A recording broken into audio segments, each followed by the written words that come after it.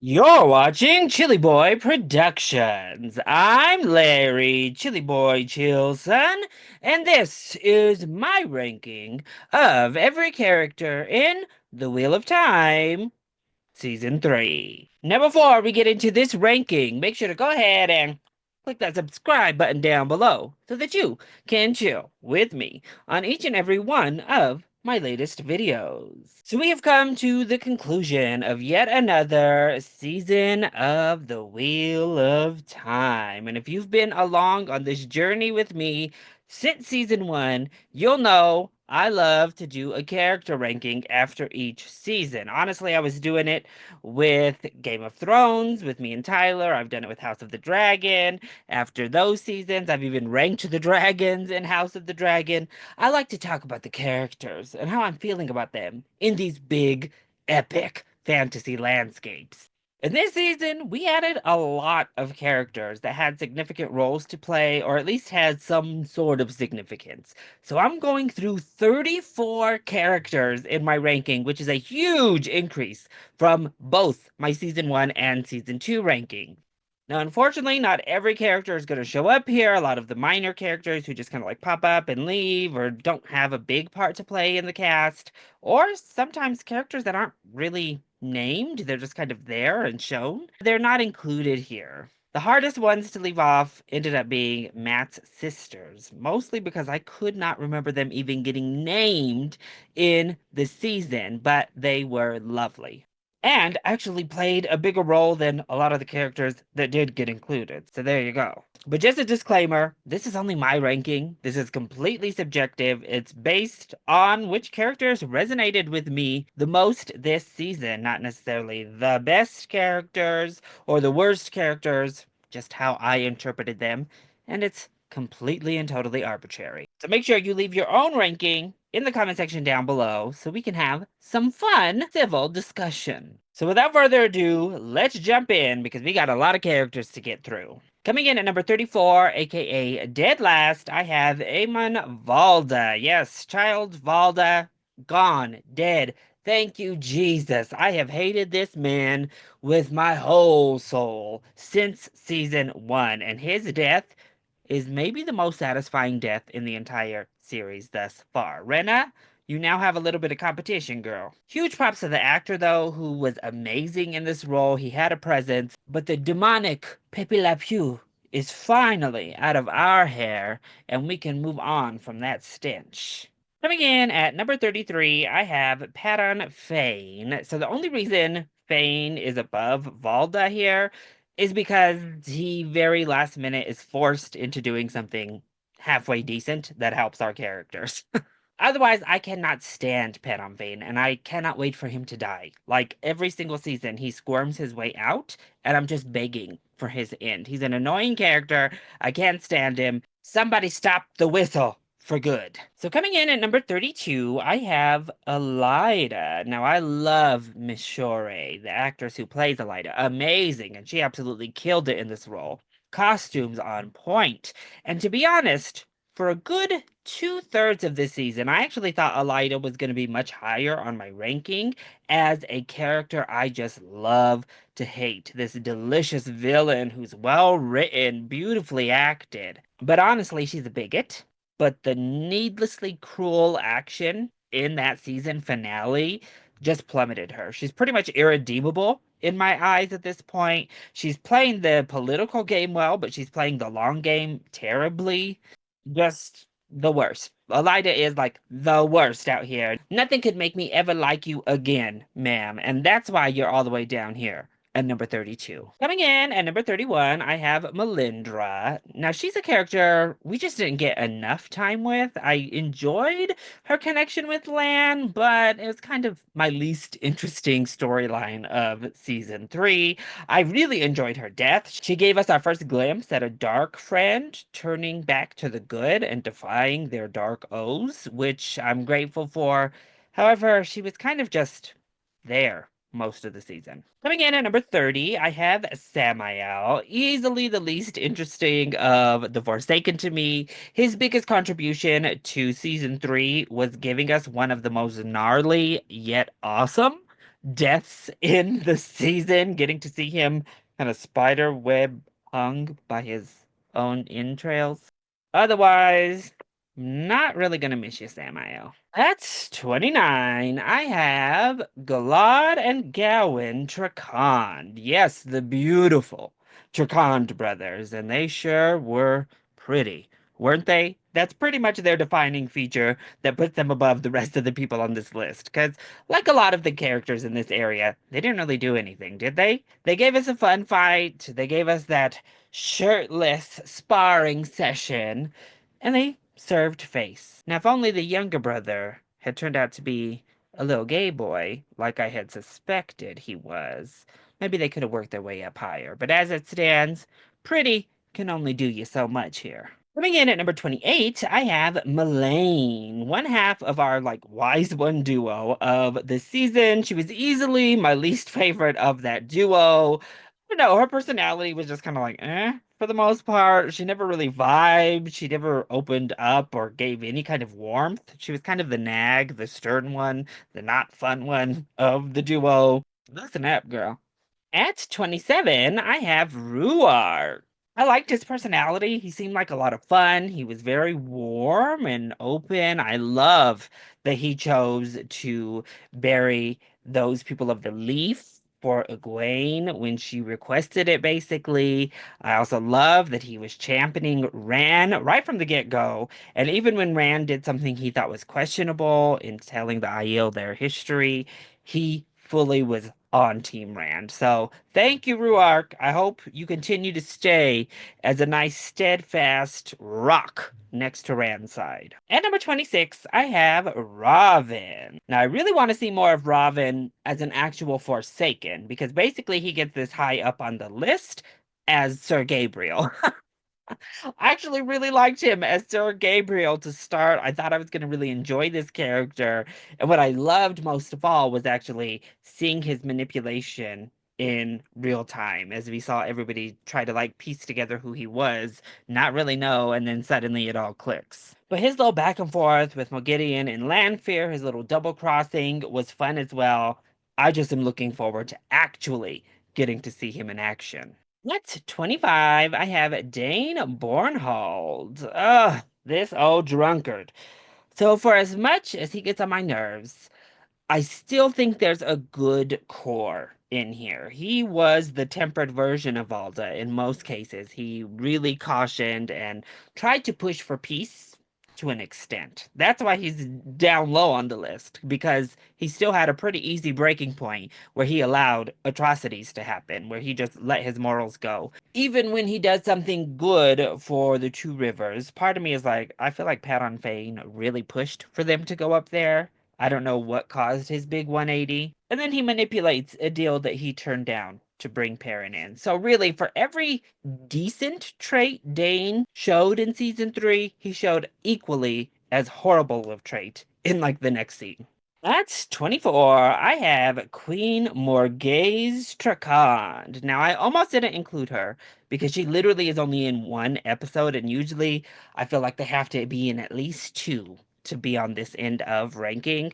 But she was just such an impactful character in that one episode. She got that cold open, really showed who she was with Elida, with her Sir Gabriel. But I loved how multi-layered she was. She seemed like she could have easily been a villain, but she also showed she's just doing what's best for her people. She's doing what's best for her family. I think a lot of her anger regarding Elaine was actually quite justified as a mother and as a queen looking out for the future of her people on the throne. So a really layered character, and they got all of that, portrayed all of that in just a single episode.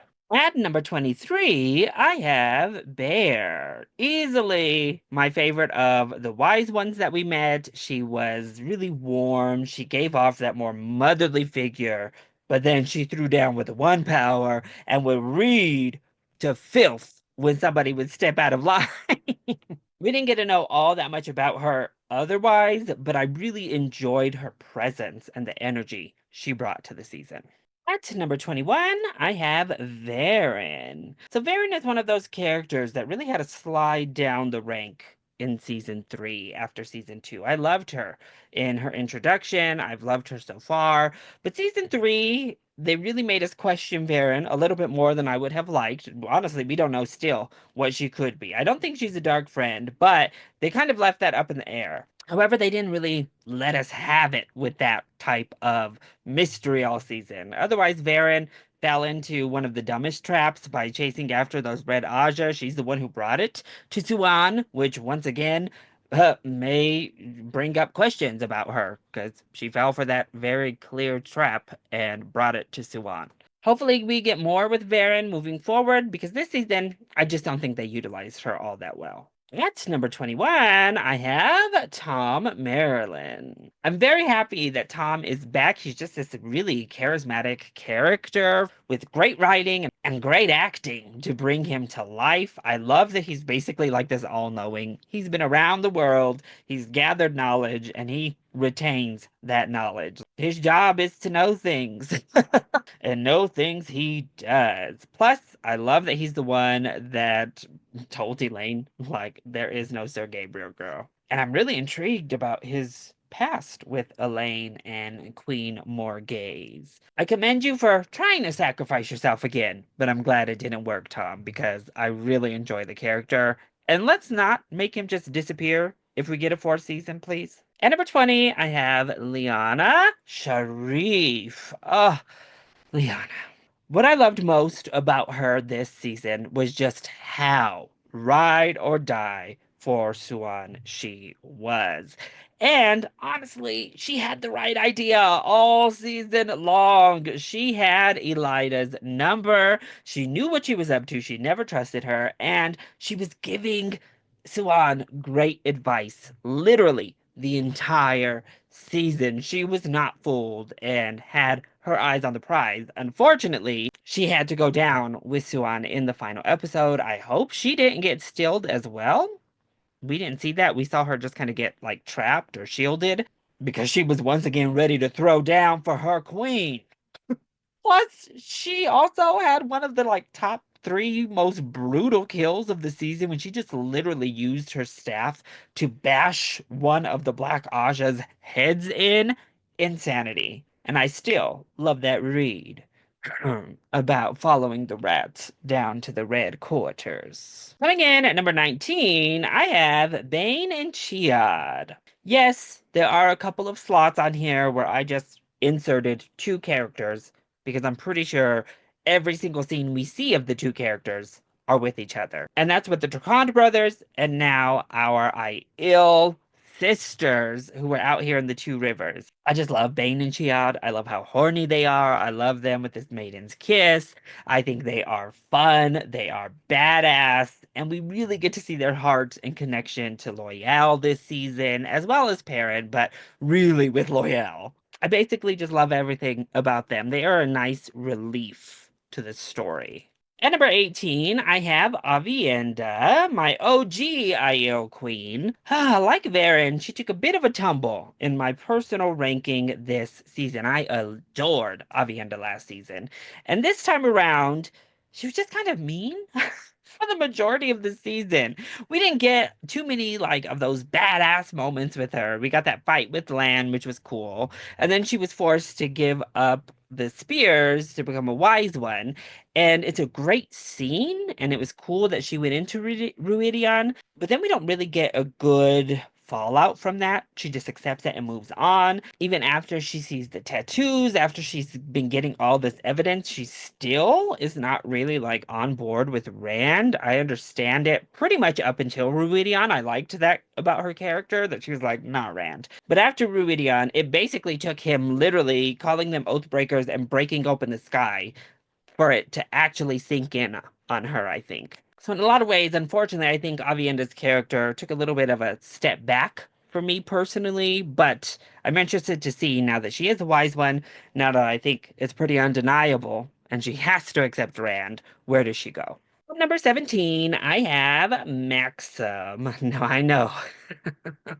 The internet, particularly post the season finale, has really turned on Maxim because of his relationship to the showrunner, the actor's relationship to the showrunner. But y'all, I loved his character this season. I've always really liked his character. I like that little threesome that we had there. And I found his conflict with Alana to be an interesting one. I loved his speech in episode 7. I thought he was fantastic, actually, as this leader up in the Two Rivers. Obviously, he's gorgeous, and his back and forth with Alana is fantastic. He was great. I was fully invested in his character and his and Alana's relationship all season long. And if he is getting more screen time because he's dating the showrunner, well, at least they're putting it to good use and giving us some fun stuff. Number 16, I have Fail. So I'm going to be honest, I didn't know how I felt about Fael for a good part of her run in season 3. I was like, what's going on? I actually wasn't even sure how I felt about the actress in the role. Really, in the first couple appearances, I kind of felt like, oh, this performance kind of is feeling forced. However, she completely won me over by the end of the season. I love a lot of the stuff she says to Perrin. She doesn't let him off the hook. She hits him with reality. She gives him some great speeches. I don't think we get leader Perrin if Fael is not there. I think he fell in love with her a little bit quickly, dreaming about her as your wife so fast. But at this point, I love a ride or die, and especially one who kicks ass like Fael. Number 15, I have Min. Min is just a joy to have around at this point. I think Min and Matt is one of the most fun duos in the entire show. Their chemistry is amazing together, and she's obviously best when she's with Matt. Again, her arc at the beginning of the season, I didn't love, like her kind of sneaking around the tower and being a spy. I guess we needed a device to get her around Matt once again. But I'm glad she went on their adventure to Tanchico, and she remains just one of the most charming people in the entire show.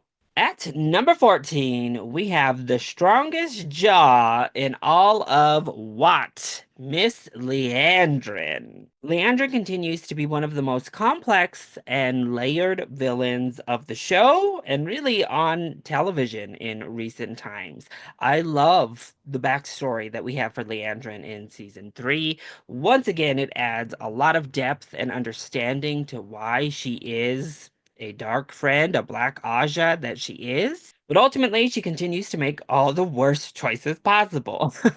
Now, I do love that she still seems conflicted about what she's doing with Nynaeve right to the end of the season.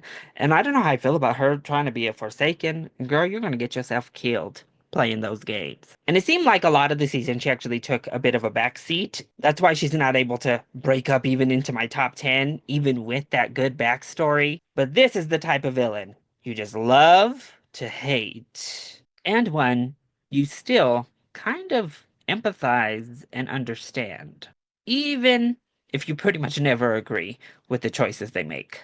At number 13, I have Alana Sedai. I've always loved Alana, pretty much since I first was introduced in season 1, particularly in season 2. I thought she was amazing. And in season 3, she became everyone's favorite pincushion.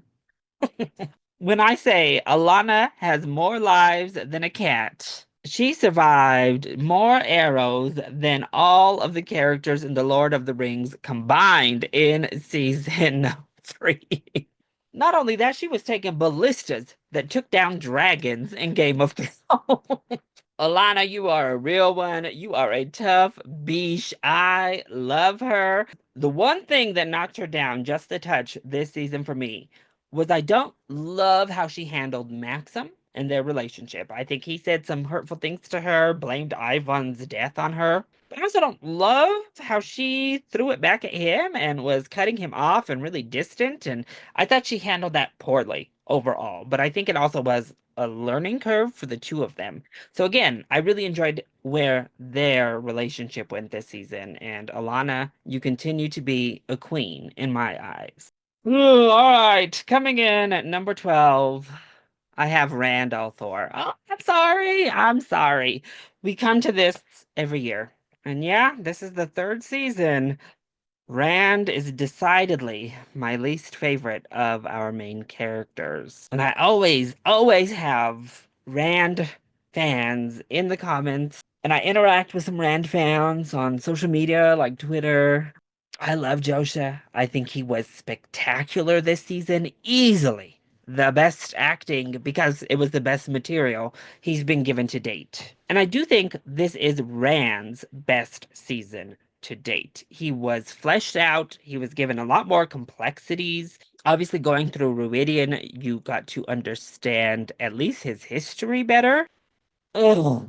But the complexities of what he's going through, I think, one, are really difficult to externalize. He's one of those characters I think is much more interesting to read his thought process and the internal struggles he's having with these powers, with these thoughts, with his struggle. And he had great moments where we got to see that shine through, but the instability of his character didn't really endear me to him.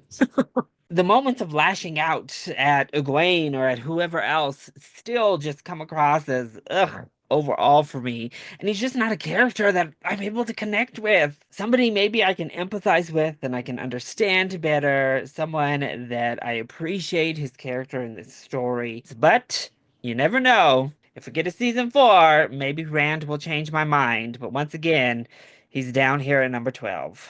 Coming in at number 11, painstakingly, barely missing my top 10 is Loyal. Oh, Loyal, I love you. I'm begging someone, please give me a Gandalf moment. I don't want him to be dead at all. His death is what really pains me that I couldn't push him into the top 10. And that's mainly because before, obviously, his big sacrifice, once again, Loyal was very much a side character that is lovable, that is certainly endearing, but he didn't actually do all that much. He doesn't really have a plot or storyline before then. We were starting to get one with his longing, but we didn't even have the chance to let that play out. So unfortunately, Loyal just doesn't have a storyline strong enough to push into the top 10, but he's such a lovable character. He's such an endearing character. And how do you not just absolutely stand up and cheer and salute for heroic action like the one he does in episode 7? All right, so kicking off my top 10. At number 10, I have Moghedien. When I tell you, I did not expect to love Moghedien like this when she was introduced in last season finale. Oh my gosh, talk about a character that completely took me by surprise. I love the characterization of it. I love that she's just this sadistic little freak. Everyone keeps telling her that she's the weakest. They keep talking about how she's the bottom of the Forsaken totem pole. And yet, everything she's done in the show so far, she's been running laps around the rest of those Forsaken. I mean, she is 10 steps ahead. And I think that's what makes her such a fun villain, is that maybe she's not as purely powerful in the one power or the true power as Lanfear or Raven or even Samael. That makes her think. It makes her be the smartest, the most cunning, the most calculated of all the Forsaken. And every single trap she set in season 3, they just flew right in to the spider web. The performance is fantastic. The wardrobe is great. The entire She gave us the most brutal, insane moments of season 3, making a spider web out of Samael's blood, literally pushing that Black Aja's face in and screaming while she did it. Oh, the way she controlled Nynaeve and Elaine and the delight she took from it. Spitting in people's food. I mean, just everything she did this season was so unhinged in the best possible way. Such a fun villain to have around. Coming in at number 9, I have Lan. Now, this is actually quite the tumble because Lan has been a top 5 character for me in both season 1 and season 2. I just couldn't really find a way to justify putting him up that high again this season. because he just took such a back seat in season three. We actually didn't even really get any awesome badass moments with him. Yeah, he fights Lanfear and he gets a slice in on her, but it's not really like this amazing battle moment like he got in the season two finale. We learn more about maybe his past and kind of set up his return to be king in this season. But like I said with Melindra, that was kind of my least favorite subplot of the season. We didn't even get a proper booty shot when he was in those hot springs. I mean, we kind of saw some booty, like we did in season one, but at least give us some booty if you're not going to give him anything to do. But still, even in saying that, he is the voice of reason. He's a mentor to everyone, including Moiraine. Every time Lance speaks, he's dropping truth bombs, he's speaking sense, and he is just the even kill wonderful presence of the show that I love, no matter if they give him something to do in the actual storyline or not. So coming in at number 8, I have Lanfear. Oh, my devious, devious queen. What can I say? I love Lanfear. I think Natasha O'Keeffe absolutely kills it in this performance. Her wardrobe is always off the charts insane. I loved her working with Moiraine most of the season, those two seeming to have a pretty similar mission for the most part. Her chemistry with Rand is off the charts, and it was made all the more obvious this season when you put it next to his chemistry with Egwene, or lack thereof. Yeah, I was shipping Rand and Lanfear. What can I say? I will say she's getting that ass beat by Mogideon currently. And should have died in that finale. Moiraine was ready to kill that ass, and she ran like a puppy with her tail tucked between those legs. I guess if she's giving drag queen wardrobe, you may as well tuck it too. Is that right, honey? So her character started to come unraveled near the end of the season, and that's what lost the steam from getting another top 5 placement. But getting her Aes Sedai background was great. I do think she wants to take down the Dark One. I do think her feelings toward Rand are weird and complicated and gross, but that's what makes her such a good character. Howling into the number 7 position, I have Perrin Ibarra. So much like a few of the other characters here on my list, the first half of the season, I was really underwhelmed with Perrin. I was like, oh my gosh, talk about a completely boring storyline. Why do we keep getting saddled with these nothing burgers of a story for Perrin? But it really built and built and built into one of the best character arcs of season 3. I loved watching Perrin come into his own, have to become a leader, whether he liked it or not, even though he was already such a good leader. We start with him saying Rand and even Matt are better leaders than he, and by the end, he blows those two out of the water when it comes to leadership qualities. He's noble, he's kind. I loved his development with Fail all season long. I do think he was a little bit too noble in giving himself up to the White Cloaks, but once again, having that push and pull between the kindness that he learned from the people of the Leaf to the warrior he is as a wolf man, a wolf brother. It just makes for a really great leader, an honorable character, and that's why Perrin continues to be one of my faves. So coming in at number 6, I have Suan Sanche. Suan, we will have revenge for you, girl.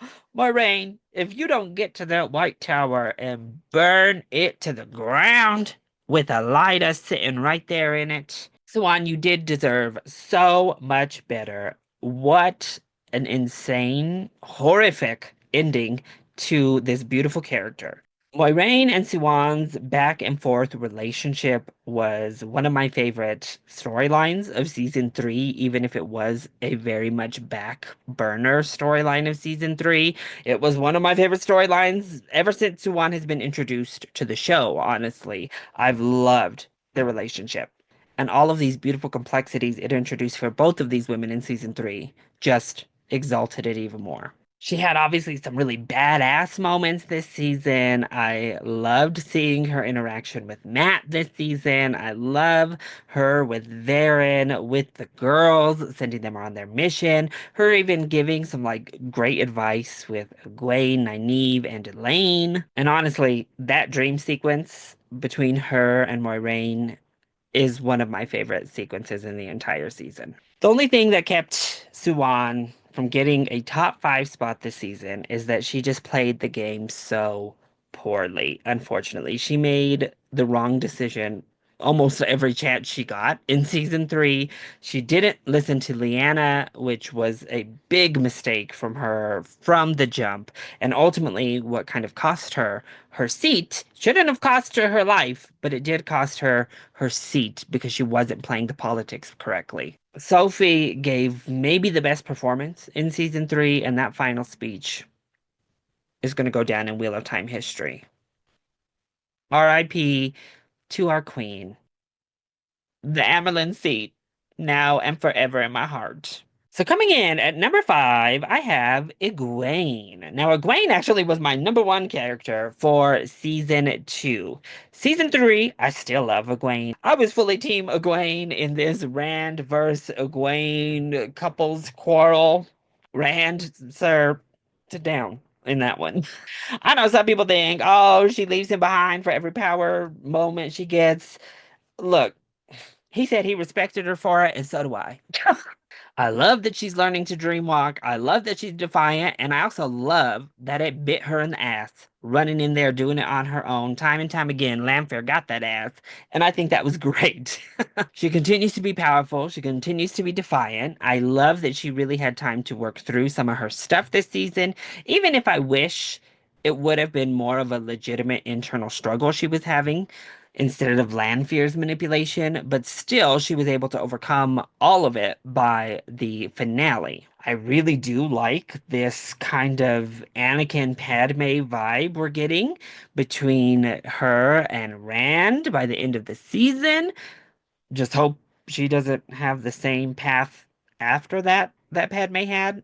Please continue to be a strong, awesome female character, Egwene. Thank you. But as is, I still love Egwene. And let's hope that vision comes true because she looked fierce as an Amerlin's seat in action. We got a nasty heifer sitting on the throne right now, ma'am. So if you want to go ahead and fast track that Amerlin ambition, let's get to it. So coming in at number four, I have Matt Cawthorn, a character that has skyrocketed up my rankings each and every season. In the first season, I thought Matt was fine, but I don't know, he was easily just kind of there for me amongst our five main characters. Season two, he had leaps and bounds of improvement, and in season three, I absolutely love Matt. Spoiler alert, he's easily my favorite male character in the show. He's so charismatic. I think the actor switch was a blessing in disguise for this series because he's so good in this role. He's dreamy, he's charming, he has just a touch of rainbow to his mannerisms. He has chemistry with everyone he deals with. I love his interactions with men, as I said before, but I think he's great with Nynaeve. I think he's great with Elaine. I think he's great with Tom. He's funny. He's flawed in all of the best ways. He continues to get himself into trouble, like he does with his demented ass fox in the finale. But that's what makes him fun. He's gone on to a lot more of a fun adventure. I know it was a departure from the books. I've seen that. He went to Ruidion. I personally loved him and Tanchico because, again, I love his dynamic with those characters, and I thought he brought such energy to that storyline. What can I say, Matt? You sure have won my heart. So coming in at number three, I have Nynaeve. Oh, we finally broke this wall. She can channel once more. And what an epic fashion to break that wall in. Moses has arisen! And right in time for Easter. But even without her powers, I just loved Nynaeve this season, as I usually do. She's kind of grumbly, kind of grumpy, kind of sassy, and that's the character I always love. She is absolutely fantastic with Elaine. I loved them in their smaller set of interactions in season two. I adore Elaine and Nynaeve as this little crime-solving duo in season three. Oh, so good. I actually adored the entire Tenchiko storyline. I wish we would have spent a little bit more time over there with them. And now I'm just even more excited to watch as she unleashes, hopefully, on Leandrin and Mogideon specifically. Now that she can once again channel. And I also just love that it really took the same thing that cut her off from the power to bring her back and open up her channeling power. Oh, it's a really beautiful end cap for her to this storyline. So coming in at number two, I have Elaine Tricond, the daughter heir, another one who really surprised me and leaped up my rankings in season two. If you had told me I would love Elaine this much when she was introduced last season, I probably would have rolled my eyes. I liked her last season. I thought she was fun. Mostly I liked her back and forth with Nynaeve. This season, she had my favorite character arc of anyone. I loved her interactions with her mother. As I said, her friendship with Matt and Nynaeve is fantastic. I really enjoyed that we got those moments between her and Tom before the season ended. Watching her put all of her knowledge to use, singing the hills of Tenchiko and having that all-star moment. Hooking up with Avienda to kick off this season. And then having dreams about Avienda later, but more importantly, maybe what Avienda stood for her, this freedom, this escape from her predetermined path in life, understanding the world, and kind of this realization, I think, for her as she spoke to her mother is she plans and intends to walk the path that has been laid in front of her, or at the very least, she knows the destination she needs to get to. However, she needs to make her own experience to get there. I loved everything about Elaine's character this season. I thought she had the best character arc of season three, even though she did have less screen time near the end of the season. So it maybe tapered off as we got towards the end, but she was just fantastic. Which means back at my number one position, after she took a little bit of a break from the top spot in season two, I have Moiraine. Oh, what can I say? I just love Moiraine as a character. I think a lot of it probably does have to do with the absolutely fantastic performance from Rosamund Pike. I mean, she sells literally every single frame she's in. But what I love about Moiraine is just what a complicated character she is. She is all over the place. She is ruthless. We see what she's willing to overlook at best. Let those kids get tortured if it means getting to her end mission. She's always honest with Rand, whether he likes to hear it or not. We saw what she's willing to go through and do to see Rand succeed this season more than ever before. She's waiting, ready, and willing to lay down her own life to fulfill this mission, and she goes for it in the finale. Oh, watching her go Super Saiyan after Suan is killed, one of my favorite moments of the entire season. Every interaction between Moiraine and Rand this season was also, oh, just so amazing, so well written, so amazingly acted from both of them. I love a complex queen who always remains on the right side of history. And double that when she's this badass. And a woman kisser. Yes, please. So that was my ranking of all of the major characters in The Wheel of Time Season 3. I hope you enjoyed the ranking. If you did, hit that like button down below and subscribe to the channel so that you are always up to date on all of my latest videos. Hopefully, that means reactions for Season 4. Amazon? Can we get the announcement, please?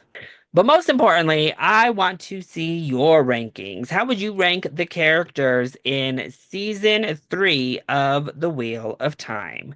Let me know all of your thoughts, comments, and rankings either in that comment section down below, or you can hit me up over on that blue sky. I love you all so much for your continued support. Mwah. Thank you for watching, and we'll see you next time. Bye.